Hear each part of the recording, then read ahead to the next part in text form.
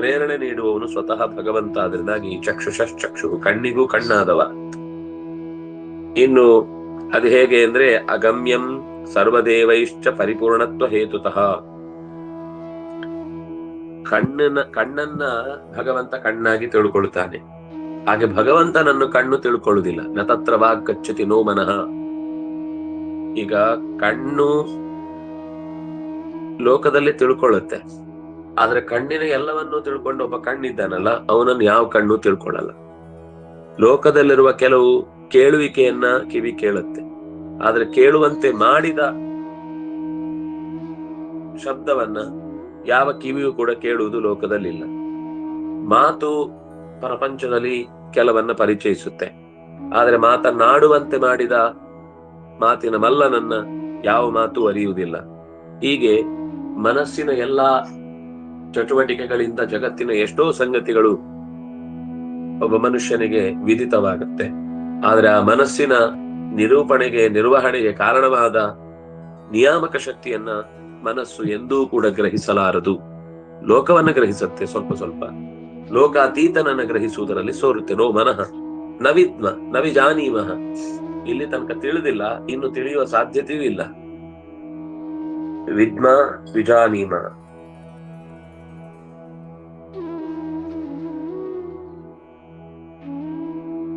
ಅಂದ್ರೆ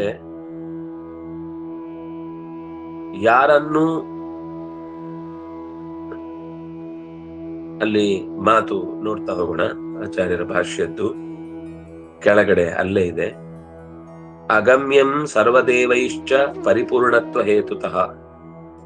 ಅವನು ಅಗಮ್ಯ, ಸರ್ವದೇವೈ, ಎಲ್ಲ ದೇವತೆಗಳಿಂದಲೂ ಕೂಡ, ಯಾವ ದೇವತೆಗಳಿಂದಲೂ ಕೂಡ ಅವನು ತಿಳಿಯಲ್ಪಡುವವನಲ್ಲ. ಅಗಮ್ಯ ಅಗಮ್ಯಂ ಅಗಮ್ಯಂ ಸರ್ವದೇವೈಶ್ಚ ಪರಿಪೂರ್ಣತ್ವ ಹೇತುತಃ. ಈ ಜೀವರಾಶಿಗಳೆಲ್ಲವೂ ಕೂಡ ಅಪರಿಪೂರ್ಣನಾದ್ರಿಂದ, ಪರಮಾತ್ಮ ಪರಿಪೂರ್ಣನಾದ್ರಿಂದ ಸೇರಿನ ಒಳಗೆ ಸಿದ್ದೆ ಅಥವಾ ಏನಂತಾರೆ ಅದಕ್ಕೆ, 1/4 kg ಲೋಟೆ ಅದು ಹೋಗ್ಬೋದು. ಆದ್ರೆ 1/4 kg ಲೋಟೆ ಒಳಗೆ ಸೇರು ಹೋಗ್ಲಿಕ್ಕೆ ಸಾಧ್ಯ ಇಲ್ಲ.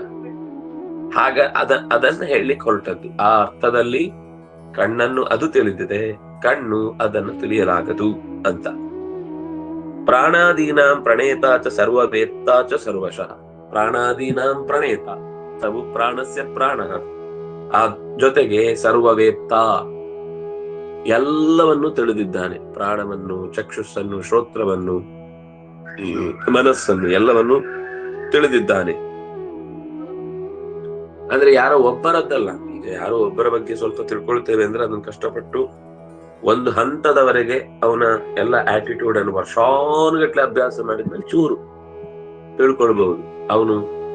ಅವನ ರೊಟೀನ್ ಏನು, ಅವನ ಆಹಾರದ ರೀತಿ ನೀತಿಗಳೇನು, ಅವನು ಎಲ್ಲಿ ಬಹಳ ಇಷ್ಟಪಟ್ಟು ನಿಲ್ತಾನೆ, ಎಂತ ವಸ್ತು ಕಂಡಾಗ ಅವನ ಮನಸ್ಸು ಅಲ್ಲಿ ನಿಲ್ಲತ್ತೆ ಅಂತ, ಹೀಗೆಲ್ಲ ಏನೇನೋ ಒಬ್ಬ ಮನುಷ್ಯನನ್ನ ಅಬ್ಸರ್ವ್ ಮಾಡಿ ತಿಳ್ಕೊಳ್ಳೋದಿದೆಯಲ್ವಾ. ಅವನು ಅಬ್ಸರ್ವೇ ಮಾಡದೆ ಯಾವಾಗ ಬೇಕಾದ್ರೂ ಕೇಳಿದ್ರು ಡೇಟಾ ಇರುತ್ತೆ ಅವನ ಹತ್ರ. ಇವನ ಜೀವಮಾನದ ಸಾಧನೆ ಏನು, ಈ ಮುಂದೆ ಆಗುದು ಕೂಡ. ಈಗ AI ಅದು ಡೇಟಾ ಎಷ್ಟು ಸಿಗುತ್ತೋ, ಎಷ್ಟು ಇನ್ಫಾರ್ಮೇಶನ್ ಅದ್ರಲ್ಲಿ ಇದೆಯೋ ಅದಕ್ಕೆ ತಕ್ಕ ಹಾಗೆ ಹೇಳುತ್ತೆ. ಮನುಷ್ಯ ಹಾಗಲ್ಲ. ಅವನಿಗೆ ಅಧ್ಯಯನದಿಂದ ಇನ್ನು ಹೊಸ್ತು ಗೊತ್ತಾಗುತ್ತೆ. ಇದಕ್ಕೆ ಯಾವತ್ತೂ ಹೊಸ್ತು ಗೊತ್ತಾಗಲ್ಲ. ಹೊಸ್ತು ಗೊತ್ತಾಗುದು ಅಂದ್ರೆ ಯಾರಾದ್ರೂ ಒಬ್ಬ ತಿಳಿದವನು ಹೊಸಬಾದಕ್ಕೆ ಆ ವಿಷಯವನ್ನ ಜೋಡಿಸ್ಬೇಕು. ಹಾಗಾಗಿ ಸ್ವತಂತ್ರವಾಗಿ ಹೊಳೆಯುವುದು ಅಥವಾ ಇದೆರಡನ್ನ ಜೋಡಿಸಿದ್ರೆ ಹೊಸ ಒಂದು ಅರ್ಥ ಬರುತ್ತೆ ಅಂತ ಹೊಸ ಪ್ಯಾಟರ್ನ್ ಅನ್ನ ಕಂಡು ಹಿಡಿಯುವುದು. ಆಟದಲ್ಲಿ ಪ್ಯಾಟರ್ನ್ ಗಳನ್ನೆಲ್ಲ ಅದು ಆಲೋಚನೆ ಮಾಡಬಹುದು, ಆದ್ರೆ ಶಬ್ದ ಪ್ರಪಂಚದ ಅರ್ಥಗಳ ವಿವರಣೆಯ ವಿಷಯದಲ್ಲಿ ತಪ್ಪು ಭಾವನೆಗಳು ಹುಟ್ಟಬಹುದು. ಬಿಟ್ರೆ ಹಾಗೇನಾದ್ರೂ ಮಾಡ್ಲಿಕ್ಕೆ ಹೋದ್ರೆ ಅದು ಮತ್ತೆ ಅಸಾಧ್ಯವೂ ಕೂಡ. ಅದಕ್ಕೆ ಸ್ವ ಇಚ್ಛೆ ಇಲ್ಲ. ಅದರಿಂದಾಗಿ ಇದನ್ನು ಬದಲಾಯಿಸ್ಬೇಕು ಅಂತ ಅದಕ್ಕೆ ಮನಸ್ಸೇ ಬರಲ್ಲ. ಈ ಅರ್ಥ ಯಾಕೋ ಸರಿ ಇಲ್ಲ, ಬೇರೆ ಅರ್ಥ ಹೇಳೋಣ ಅಂತ ಹೀಗೆ ಅನ್ಸುದೇ ಇಲ್ಲ. ಯಾಕೆಂದ್ರೆ ಅನಲೈಸ್ ಮಾಡುತ್ತೆ, ಇದು ಯಾವ್ದಕ್ಕಾದ್ರೂ ತೊಡಕಾಗುತ್ತಾ, ಹಾಗೆ ಹೀಗೆ. ಆದ್ರೆ ಅದು ಆ ತೊಡಕಾಗಿದ್ದನ್ನ ಯಾರಾದ್ರೂ ಒಬ್ಬ ಪ್ರಶ್ನೆ ಮಾಡಿ ಉತ್ತರ ಕೊಟ್ಟಿದ್ರೆ ಮಾತ್ರ ಆ ತೊಡಕನ್ನ ಈ ಮಿಷನ್ ಸಂಗ್ರಹ ಮಾಡಿ ಅದನ್ನು ಹೇಳಿ ಉತ್ತರವನ್ನು ಕೊಡುತ್ತೆ. ಹಾಗಾಗಿ ಸರ್ವೋತ್ತಮನಾದಂತಹ ಪರಮಾತ್ಮ ಸರ್ವ ವಸ್ತುಗಳ ವಿಷಯವನ್ನ ಆ ಕ್ಷಣವೇ ಅವನು ಮಾತಾಡಿ ಅವನೇನೇನು ಹೇಳ್ತಾನೆ ಅಂತ ಅನಲೈಸ್ ಮಾಡಿ ಅಲ್ಲ, ಅವನು ಶುರು ಮಾಡೋ ಮುಂಚೆನೆ ಅವನು ಏನು ಅಂತ ಹೇಳುವ ಒಂದು ಛಾತಿ ಎಲ್ಲಿದೆಯೋ ಅದು ಪರತತ್ವ. ಸರ್ವೋತ್ತಮಶ್ಚ ಸರ್ವತ್ರ ಸವಿಷ್ಣು ರೀತಿ ಧಾರ್ಯತ. ಇನ್ನು ಯಾರಾದ್ರೂ ಬೇರೆನೊಬ್ಬರನ್ನ ಹೆಸರು ಹೇಳಿದ್ರೆ ಸರಿ, ಯಾರು ಒಬ್ಬನಿಗೆ ಈ ಪಟ್ಟವನ್ನು ಕಟ್ಟೋಣ ಅಂದ್ರೆ ಹಾಗಾಗುದಿಲ್ಲ. ವಿಷ್ಣು ರೀತಿ ಧಾರ್ಯತ, ಸವಿಷ್ಣು ರೀತಿ ಧಾರ್ಯತ. ಈ ಸರ್ವ ವೇತೃತ್ವ, ಸರ್ವ ಕರ್ತೃತ್ವ, ಸರ್ವ ಸಮರ್ಥತ್ವ, ಸರ್ವ ಉತ್ತಮತ್ವ ಇದೆಲ್ಲವೂ ಕೂಡ ವಿಷ್ಣುವಿಗೆ ಹೊಂದುವಂತದ್ದು ಹೊರತು ಬೇರೆ ಯಾರಿಗೂ ಈ ಮಂತ್ರದ ಅರ್ಥ ಅನ್ನೋದು ತುಂಬಿಕೊಳ್ಳಿಕ್ ಸಾಧ್ಯ ಇಲ್ಲ. ಯಂ ಸಮ್ಯಂ ನೈವ ಜಾನಾತಿ ಕಶ್ಚಿತ್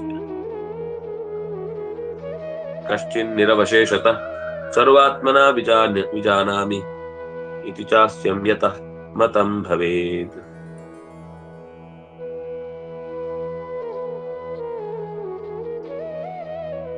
ಯಾರನ್ನ ಸಮ್ಯಂ ನೈವ ಜಾನಾತಿ ಕಶ್ಚಿತ್ ನಿರವಶೇಷತ, ಇದು ಬಹಳ ಮುಖ್ಯ.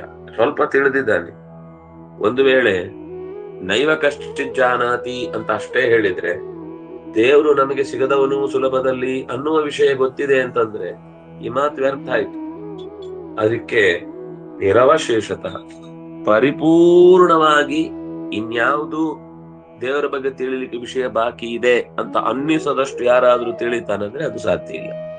ನಿರವಶೇಷತಃ ನೈವ ಜಾನಾತಿ, ದೇವರ ಎಲ್ಲ ಆಳಾಗಲಗಳನ್ನ, ಆಲೋಚನೆಗಳನ್ನ, ಉದ್ದೇಶಗಳನ್ನ, ಹಿನ್ನೆಲೆಗಳನ್ನ, ಅದರಿಂದ ಆಗುವ ಪರಿಣಾಮಗಳನ್ನ ಯಾವುದನ್ನು ಮನುಷ್ಯನಾಗಿ ತಿಳ್ಕೊಳ್ಳಿಕ್ ಸಾಧ್ಯ ಇಲ್ಲ. ಸರ್ವಾತ್ಮನ ವಿಜಾನಾಮೀತಿ ಯಸ್ಯೈ ಮತಂ ಭವೇತ್ ತಸ್ಯಾಜ್ಞಾತಃ ಸ ಭಗವಾನ್ ಯೋ ನೈವಂ ಮನ್ಯತೆ ಸದಾ. ಸರ್ವಾತ್ಮನಾ ವಿಜಾನಾಮಿ ನ ವಿದ್ಮ ನ ವಿಜಾನೀಮಃ. ಸರ್ವಾತ್ಮನಾ ವಿಜಾನಾಮಿ ಯಸ್ಯೈ ಮತಂ ಭವೇತ್. ಎಲ್ಲ ರೀತಿಯಿಂದಲೂ ತಿಳಿತೇನೆ ಅನ್ನೋದನ್ನ ಯಾರಿಗೂ ಹೇಳಲಿಕ್ಕೆ ಆಗುದಿಲ್ಲ. ನ ವಿದ್ಮಃ ವಿದ್ಲಾಭೆ, ಅವನನ್ನು ಸುಲಭದಲ್ಲಿ ಪಡೆಯುವುದು ಸಾಧ್ಯ ಇಲ್ಲ ಮತ್ತು ಸುಲಭದಲ್ಲಿ ಅವನನ್ನು ತಿಳಿಯುವುದು ಸಾಧ್ಯ ಇಲ್ಲ. ಹಾಗಾಗಿ ಅವನು ಅತ್ಯಂತ ಅದ್ಭುತವಾದ ವ್ಯಕ್ತಿತ್ವ ಅನ್ನೋದನ್ನ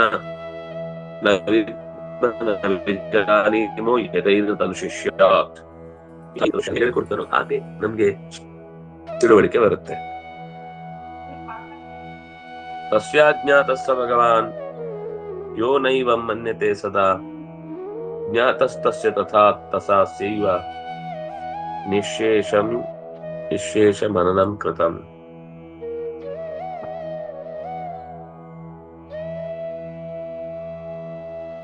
ಅಂದ್ರೆ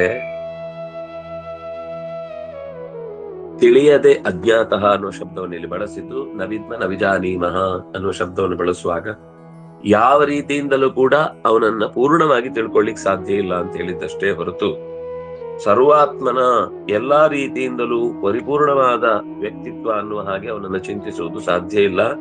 ಯೋ ನೈವಂ ಮನ್ಯತೆ ಸದಾ, ಅವನು ಹೀಗಿದ್ದಾನೆ ಅಂತ ಒಂದು ನಿಶ್ಚಯವಾಗಿ ಹೇಳಿಕೊಟ್ಟಾಗ ನೆಕ್ಸ್ಟ್ ಸರ್ತಿ ಹಾಗೆ ಕಾಣಬೇಕು ಅಂತಿಲ್ಲ. ಅವನು ಬದ್ಲಾಗಿಲ್ಲ, ಆದ್ರೆ ನಮ್ಗೆ ಹಿಂದಿನ ಸರ್ತಿ ನೋಡಿದ ಹಾಗೇನೆ ಇರ್ತಾನೆ ಅಂತ ಯೋಚನೆ ಮಾಡಿದ್ರೆ ನವಂ ಹೊಸ ಹೊಸದಾದ ರೂಪವನ್ನ ತೊಟ್ಟಂತೆ ಕಾಣುವಷ್ಟು ಗುಣಗಳಿಂದ, ರೂಪಗಳಿಂದ, ಆಕೃತಿಗಳಿಂದ ಕೂಡಿದವನು ಮತ್ತು ಅಷ್ಟನ್ನು ನೆನಪಿಟ್ಟುಕೊಂಡು ಅದನ್ನ ಪೂಜೆಯಿಂದ ಸ್ವೀಕರಿಸುವವನು. ಯೋ ನೈವಂ ಮನ್ಯತೆ ಸದಾ, ಯಾವ ರೀತಿಯಿಂದಲೂ ಅವನನ್ನ ನಾನು ಅವಬೋಧನೆ ತಿಳಿಯುವುದಕ್ಕೆ ಸಾಧ್ಯ ಇಲ್ಲ. ಅವನನ್ನ ಅರ್ಥ ಮಾಡ್ಕೊಳ್ಳಿಕ್ ಸಾಧ್ಯ ಇಲ್ಲ, ಅವನನ್ನ ಬಾಯ್ಪಾಠ ಮಾಡ್ಲಿಕ್ಕೆ ಸಾಧ್ಯ ಇಲ್ಲ, ಅವನ ಬಗ್ಗೆ ವಿಮರ್ಶೆ ಮಾಡ್ಲಿಕ್ಕೆ ಸಾಧ್ಯ ಇಲ್ಲ. ನೀವು ಜ್ಞಾನದ ಎಷ್ಟು ಕವಲುಗಳಿವೆ, ಎಷ್ಟು ಅವಧಿಗಳಿವೆ, ಎಲ್ಲಾ ಮುಖಗಳಿಂದಲೂ ಕೆಲವು ಹೇಳಿದ್ರೆ ಗೊತ್ತಾಗುದಿಲ್ಲ, ಕೇಳಿ ಗೊತ್ತಾಗುತ್ತೆ, ಕೆಲವು ಹೇಳಿದ್ರೆ ಗೊತ್ತಾಗುದಿಲ್ಲ, ಬರೆದು ಗೊತ್ತಾಗುತ್ತೆ, ಕೆಲವು ಸೂಕ್ಷ್ಮವಾಗಿ ಅನುಭವಕ್ಕೆ ಬರುವಂತೆ ಮಾಡಿದ್ರೆ ಮಾತ್ರ ಗೊತ್ತಾಗುತ್ತೆ. ಹಾಗೆ ನನಗೆ ಈ ಭಗವಂತನ ವಿಶೇಷ ವಿಷಯವನ್ನು ತಿಳಿಯುವುದಕ್ಕೆ ಅಂತ ಋಷಿಗಳು ಏನೇನು ಪ್ರಯತ್ನಿಸ್ತಾರೆ ಅದೆಲ್ಲವೂ ಕೂಡ ಅಸಮಗ್ರ ಅಂತ ಇಲ್ಲಿ ಹೇಳಿ ಹೊರಟದ್ದು. ಜ್ಞಾತಸ್ತಸ್ಯ ತಥಾಸ್ಯೈವ ನಿಶೇಷ ಮನ್ನಂ ಕೃತಂ. ಏನ್ ತಿಳಿದಿದೆಯೋ ಆ ವಿಷಯದಲ್ಲಿ ಅವರು ಮನನ ಮಾಡಿ ಮಾಡಿ ಮಾಡಿ ಮಾಡಿ ನನಗೆ ಗೊತ್ತಾಗಿದ್ದಿಷ್ಟು ಅಂತ ಕೊನೆಗೆ ಅದನ್ನು ಒಪ್ಪಿಸಿ ಹೋಗ್ತಾರೆ. ಎಲ್ಲವನ್ನು ಎಲ್ಲರೂ ತಿಳ್ಕೊಳ್ಳಿಕ್ ಆಗುದಿಲ್ಲ, ಸ್ವಲ್ಪ ಸ್ವಲ್ಪ ಪ್ರಯತ್ನ ಪಡಬೇಕು ಅಷ್ಟೇ. ಆದ್ರೆ ಗುರಿ ಯಾವುದು? ಪರಮಾತ್ಮ. ತಿಳ್ಕೊಂಡಿದ್ದೇನೆ ಅಂತ ವರ್ಲ್ಡ್ ರೆಕಾರ್ಡ್ ಮಾಡ್ಲಿಕ್ಕೆ, ಗಿನ್ನಿಸ್ ರೆಕಾರ್ಡ್ ಮಾಡ್ಲಿಕ್ಕೆ ಮಾತ್ರ ಇರುವುದಲ್ಲ, ಅದು ತಿಳಿದು ಜಾಣನಂತೆ ಉಪಯೋಗಿಸಿಕೊಳ್ಳಿಕ್ಕಿರುವಂತದ್ದು. ಜ್ಞಾತಸ್ತಸ್ಯ ಯಥಾಸ್ಯೈವ ನಿಶೇಷ ಮನನಂ ಕೃತಂ. ಈಗ ಏನ್ ತಿಳಿದಿದ್ಯೋ ತಿಳಿದಿದ ಅಷ್ಟು ವಿಷಯದಲ್ಲಿ ಇನ್ನಷ್ಟು ಹೆಚ್ಚಿನ ಆಳವಾದ ಮನನವನ್ನು ಮಾಡಲಾಗುತ್ತದೆ. ಇತಿಯೋ ಮನ್ಯತೆ ನಾಸ್ಯ ಮತಸ್ಸ ಪುರುಷೋತ್ತಮ. ಈ ರೀತಿ ಯಾರು ತಿಳಿದು ಅವನು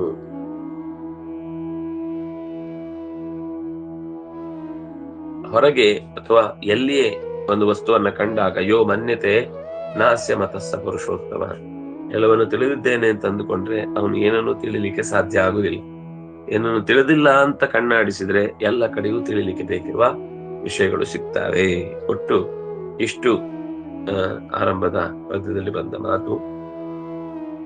ಅನ್ಯದೇವ ತದ್ವಿದಿತಾತ್ ಅಥೋ ಅವಿದಿತಾತದಿ. ನಾವು ಏನ್ ತಿಳ್ಕೊಳ್ಳೋದು ಅದಕ್ಕಿಂತ ಅನ್ಯತ್. ವಿದಿತಾತ್ ತತ್ ಅನ್ಯತ್, ತಿಳಿದದಕ್ಕಿಂತ ಅದು ಬೇರೆ. ಹಾಗಾದ್ರೆ ತಿಳಿಯದ್ ಯಾವುದೋ ಒಂದಿಲ್ಲ, ಅದಕ್ಕಿಂತಲೂ ಬೇರೆ. ಇದು ಸ್ವಾರಸ್ಯ ಏನಂದ್ರೆ ವಿದಿತಾತ್ ಅನ್ಯತ್ ಅವಿದಿತಾದಪಿ ಅನ್ಯತ್. ನೀವು ಅಂದ್ರೆ ಅವಿದಿತ ಅಂದ್ರೆ ತಿಳಿಯದ್ದು ನಾಳೆ ಯಾವುದೋ ಒಂದು ತಿಳಿಯಬಹುದು. ಇವತ್ತು ತಿಳಿಲಿಲ್ಲ, ನಾಳೆ ಲೋಕದ ವಿಷಯ ತಿಳಿಯಿತು. ಅವತ್ತು ತಿಳಿದಿರ್ಲಿಲ್ಲ, ಇವತ್ತು ತಿಳಿಯಿತು. ಆದ್ರೆ ಇವತ್ತು ತಿಳಿದ ವಿಷಯದಂತೆ ಅದು ಇದೆ. ಅದು ಅಂದ್ರೆ ಪರಮಾತ್ಮ. ಅದಕ್ಕೆ ಹೇಳಿದ್ರು ಅವಿದಿದಾದಪಿ ಅವಿದಿದಾದತಿ. ಅದನ್ನು ಅಧಿಕರಿಸಿಕೊಂಡು ತಿಳಿಲಿಕ್ಕೆ ಮುಂದೆ ಯಾವತ್ತೋ ಒಂದು ದಿವಸ ಲೋಕದ ಜ್ಞಾನದಂತೆ ಬದಲಾವಣೆಯ ರೂಪದಲ್ಲಿ ಭಗವಂತನನ್ನು ತಿಳ್ಕೊಳ್ತೀವ ಅಂದ್ರೆ ಅವಿದಿದಾದತಿ.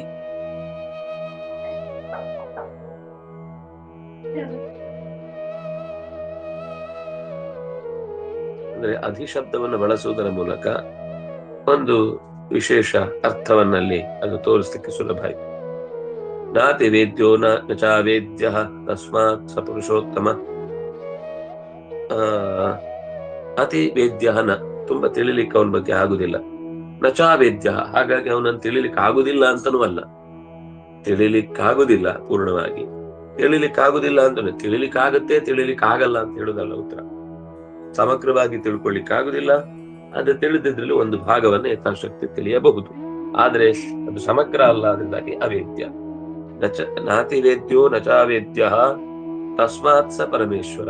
ಅದರಿಂದಾಗಿ ಅವನು ತಿಳುವಳಿಕೆ ಸಿಕ್ಕದವನು ಮತ್ತು ತಿಳುವಳಿಕೆಯ ಎಲ್ಲ ಎಲ್ಲೆಗಳನ್ನು ಮೀರಿ ಸ್ವಲ್ಪ ತನ್ನ ಬಗ್ಗೆ ತಿಳಿಸುವವನು. ತಸ್ಮಾತ್ ಸ ಪರಮೇಶ್ವರ ನೇದಂ ಜೀವಸ್ವರೂಪಂ ಯತ್ ಬ್ರಹ್ಮ ವಿಷ್ಣುವಾಖ್ಯಮವ್ಯಯಂ. ಈ ಅವಿದಿದಾದತಿ ಎಷ್ಟು ತಿಳಿದ್ರು ಅವನು ತಿಳಿದ ಸ್ಥಿತಿಗೆ ಬರುವುದೇ ಇಲ್ಲ. ಇದು ಜೀವನ ಬಗ್ಗೆ ಹೇಳಿದ್ದಲ್ಲ. ನೈವಂ ಜೀವ ಸ್ವರೂಪಂ ನೈದಂ, ಇದು ಜೀವನ ಸ್ವರೂಪ ಅಲ್ವೇ ಅಲ್ಲ. ತತ್ ಬ್ರಹ್ಮ ಸನಾತನ, ಅದು ವಿಷ್ಣುವಾಖ್ಯಮವ್ಯಯಂ. ಇಲ್ಲಿ ಮಾತಾಡಿದ್ದು ಅವಿದಿದಾದತಿ. ಎಷ್ಟು ಪ್ರಯತ್ನಿಸಿದ್ರು ಕೂಡ ಅವನನ್ನು ತಿಳಿಲಿಕ್ಕಾಗುದಿಲ್ಲ. ಅವನನ್ನು ಅಂದ್ರೆ ನಾರಾಯಣನನ್ನು ಅಂತ ಅರ್ಥ, ಜೀವನನ್ನು ಅಂತ ಅರ್ಥ ಅಲ್ಲ. ಬಹಳ ಜನ ಜೀವ ಅಂತ ವ್ಯಾಖ್ಯಾನ ಮಾಡ್ಲಿಕ್ಕೆ ಹೋಗಿ ಎಲ್ಲೋ ಸಿಕ್ಕಾಕೊಂಡು ಎಲ್ಲೋ ಒದ್ದಾಡಿ, ಮನಸ್ಸಿಗಲ್ವಾ ಪ್ರಶ್ನೆ ಬಂದದ್ದು, ಅದಕ್ಕೆ ಮನಸ್ಸಿಗೆ ಉತ್ತರ ಕೊಟ್ಟದ್ದು ಮನಸ್ಸು ಬದಲಾಗಿ ಹೋಯಿತು ಅಂತ ಆಗ್ಬಿಡುತ್ತೆ. ಹಾಗೆ ಆಗುದಿಲ್ಲ. ಕಿಂತು ಯತ್ತೆ ಸಮೀಪಸ್ಥಂ ಆಸತೆ ವಿನಿಯಾಮಕಂ. ಇನ್ನು ಅದರ ಮುಂದುವರಿದ ಭಾಗದಲ್ಲಿ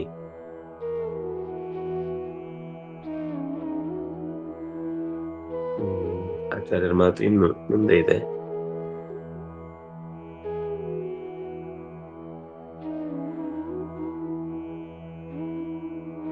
ಇದು ಹೊಸ ಮಂತ್ರ ಹೋಗುತ್ತೆ. ಹೊಸ ಮಂತ್ರದ ಚಿಂತನೆಯನ್ನು ನಾಳೆ ಅನುಸಂಧಾನ ಮಾಡೋಣ. ಶ್ರೀ ಹರಿ ಪ್ರಿಯತಾಂ ಶ್ರೀ ಕೃಷ್ಣಾರ್ಪಣಮಸ್ತು.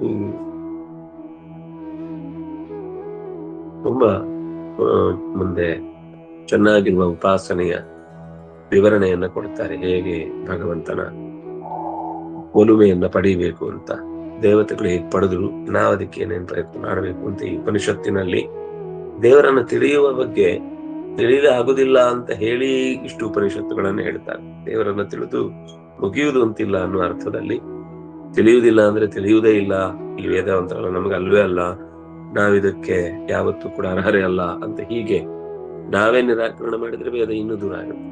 ನಾವು ಸ್ವಲ್ಪ ಪ್ರಯತ್ನ ಪಟ್ಟು ಆಮೇಲೆ ದಕ್ಕಲಿಲ್ಲ ಅಂದಾಗ ಸರಿ, ಇದು ನಮ್ಗಲ್ಲ, ಇದಕ್ಕಿಂತ ಬೇರೆದಾದ ಹೆಚ್ಚಿನ ಅರ್ಥವನ್ನು ನಮ್ಮಲ್ಲಿ ಮೂಡಿಸುವಂತಹ ಬೇರೆ ಗ್ರಂಥಗಳ ಅಧ್ಯಯನದ ಎಚ್ಚರಿಕೆ ಬಂದ್ರೆ ಆವಾಗ ತನ್ನಿಂದ ತಾನೇ ಮುಂದಿನ ವಿವರಣೆಯನ್ನು ಪಡ್ಕೊಳ್ಳಿಕ್ಕೆ ಸುಲಭ. ಶ್ರೀ ಹರಿಪ್ರಿಯತಾಂ ಕೃಷ್ಣ.